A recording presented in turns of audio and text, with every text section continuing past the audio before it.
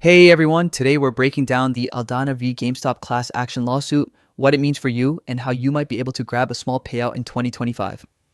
If you bought a video game from GameStop's website anytime between August 18th, 2020 and April 17th, 2025, and you logged into Facebook using your real name with a public profile, you could be eligible for a settlement.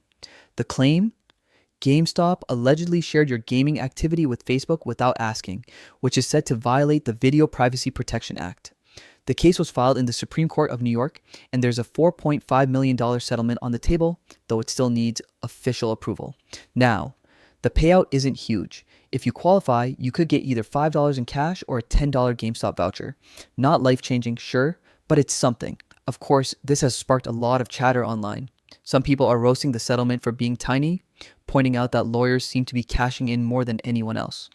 Others have run into technical issues with the claim site, unanswered emails, and general frustration with the process. But here's the flip side.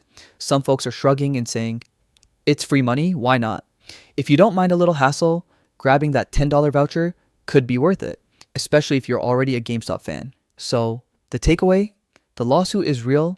The payout is small, but eligibility is simple. If you fit the criteria, it's worth checking the claim site and seeing if you can snag that voucher before the deadline hits. Thanks for watching. If you found this helpful, hit like and subscribe for more guides on class action settlements, payouts, and ways to make sure you don't miss out on free money.